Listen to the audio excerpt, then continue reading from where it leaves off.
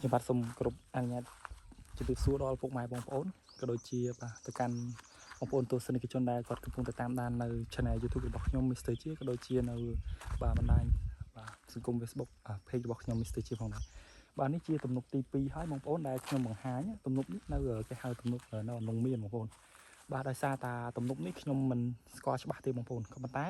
ដឹងថានៅកន្លែងជិតនៅភូមិអនុងមានបងប្អូនទំនប់នេះណាទំនប់នេះយើងទំនប់ដែលសេះសល់បាទពីសម័យប៉ុលពតបាទហៅថាសម័យ3ឆ្នាំហ្នឹងហើយពុកម៉ែបងប្អូនទំនប់យើងដាច់អស់ហើយបាទគាត់ថាទំនប់នេះមិនទាន់មានអ្នកណាបាទកាយឈូសឆាយអីទេអញ្ចឹងបងប្អូនអាចតាមដានក៏ដូចជាទៅមើលទំនប់ដែលនៅសេះសល់បងប្អូននៅទំនប់នៅខាងនេះបងប្អូននេះនៅខាងនេះនៅខាងនេះព្រៃណាបាទផ្លូវឡើងហើយខាងនោះមួយទៀតបងប្អូនខាងនោះដាច់ទំនប់នេះដាច់បាទនោះស្នាមជ្រាំងទំនប់បាទចាំខាងនោះចាំយើងដើរទៅមើលខាងនោះហើយឥឡូវយើងមកមើលខាងនេះសិនបងប្អូនតែទំនប់យើងមកសល់ធំប៉ុណ្ណាហើយកម្ពស់ណាដែរហ្នឹងហើយពុកម៉ែបងប្អូនណាដែលគាត់ធ្លាប់ស្គាល់ណាហើយជាពិសេសអ៊ំបាទលោកយាយលោកតាដែលគាត់ធ្លាប់ឆ្លងកាត់បាទនៅតំបន់នេះបាទទំនប់នៅនំមាននេះខ្ញុំមិនស្គាល់ទេថាពីមុនគេដាក់ឈ្មោះអីទំនប់នេះណាបងប្អូនតែយើងភូមិបច្ចុប្បន្នយើងហៅបច្ចុប្បន្នចោះបាទអូខេឥឡូវយើងទៅមើលកន្លែងទំនប់ទាំងអស់នេះបងប្អូនឥឡូវទៅកំពង់អជុននេះណាបាទនេះហើយជាទំនប់ដែលយើងដាច់បងប្អូនឥឡូវយើងឡើងទៅមើលសិនបាទដងអូព្រៃតាមដែលយើងសម័យមើលបងប្អូនដែលសម័យដែលគេកំពុងតែលើកខ្ញុំគិតថាមិនព្រៃចេះទេគិតថាវាស្រឡះច្រើនហើយអូខេនេះឥឡូវយើងមកដល់ហើយបងប្អូននេះដងអូហ្នឹងណាទំនប់នេះពីមុនដែលមុននឹងស៊ីម៉ាក់មិនតន់ចុះរាវគឺថាมันសូវជាមានអ្នកណាហ៊ានដើរទេបងប្អូនអើយបាទវាទំនប់យើងឡើងបងប្អូនអញ្ចឹងព្រៃនៅស្ដុកណាបងប្អូនអើយយើងពុនឡើងហើយឥឡូវខ្ញុំកំពុងតែនៅលើក្នុងទំនប់ហើយនេះទំនប់យើងដាច់ត្រឹមនេះបងប្អូនជាដាច់នៅខាងមុខនេះអូនេះដាច់ត្រឹមនេះបងប្អូននេះអាចដីនេះបាទទំនប់នៅក្រោមឥឡូវយើងមកមើលលើក្នុងទំនប់ដែរនេះបងប្អូនយើងកាត់ឆ្កាណាកាត់កាប់នោះនៅក្រោមបងប្អូននោះទៅកោះ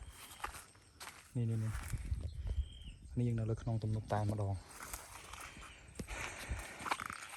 ហើយក្នុងគោលបំណងបាទបង្ហោះនេះបាទគ្រាន់តែជាការបង្ហាញកន្លែងទំនប់នីមួយទេខ្ញុំមិនបានបញ្ជាក់ច្បាស់លាស់ថាទំនប់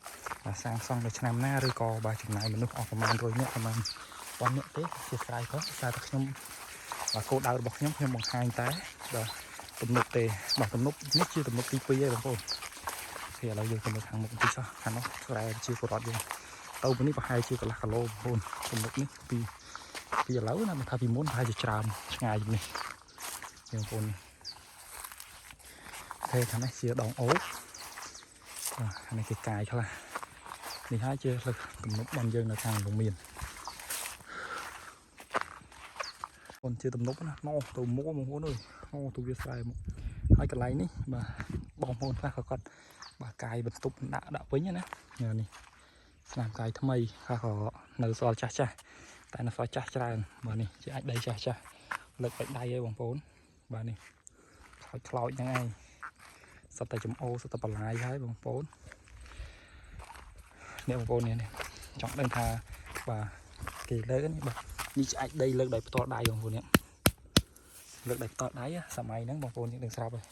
ចំណែកទៅខាងនោះទៀតប្រហែលជាកន្លះគីឡូឬក៏1គីឡូទៀតបងប្អូនដោយសារតែនៅtừខាងលិចនោះទៅខ្ពស់អញ្ចឹងទំនប់យើងគេលើកពីខ្ពស់មកដេញមកខាងទៀត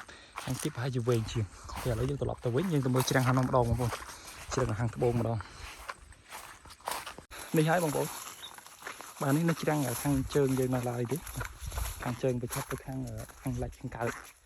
គេឲ្យយើងកំពុងធ្វើការដើរបាទដើម្បីធ្វើដំណើរទៅខាងច្រាំងខាងនោះម្ដងខាងលិចខាងច្រាំងត្បូង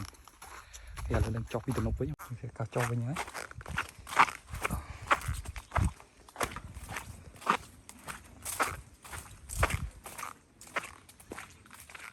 ពីទំនប់ហើយបាទក្នុងនេះណាបាទហើយចំណែកខាងនេះវិញបងប្អូននេះទួលនេះវិញគេហៅថាទួលចកាលហុងតែខ្ញុំមិនដឹងថាពីដើមមិញគេដាំលហុងអត់ទេបងប្អូននៅពីខាងលិចទំនប់ហ្នឹងជាពិសេសលោកយាយលោកតាដូចជាអ៊ំដែលគាត់ឆ្លងកាត់កន្លែងហ្នឹងគាត់ស្គាល់ថាចកាលហុងមានមែនឬអត់បាទកុំភ្លេចខមមិនប្រាប់ខ្ញុំម្នាក់បងប្អូនបើមិនជាស្គាល់ទីនេះបាទពេលនេះជាទំនប់បាទនៅខាងលងមានបាទនេះតែភូមិយើងនៅនោះរៀងឆ្ងាយដែរទេបាទហើយខាងនេះគេភូមិគេមានតិចហៅភូមិបឹងឈូកបាទហើយកដាលនេះបាទជាទូលនេះសង្ស័យតែគេថាចកាលហុងពីមុនគ្រាន់តែឮថាចកាលហុងដែលស៊ីម៉ាក់មិនតាន់ចូលដោះ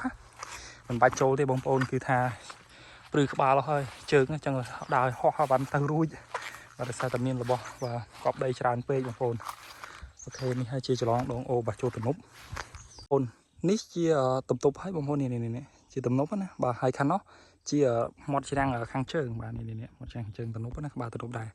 trong này khăn đấy bà cứ tha chỉ đang tầm núp khang bốn trên hàng lệch và tận cờ được xíu đường vốn ba này bông ôn này tầm núp mới cháo nó lùng đi và hai chia pi tung nhầm tầng bà hai chia pi mai tới 7 mai 4 mai đó tận cháo đá nè cả lọc cái sao đã đạch ok này bông ôn này tầm núp đi là hô tao nó và rộp play nữa bông ôn từ hàng lệch trên bồn ok là dân mà mơ thì chắc nè nè bông ôn chia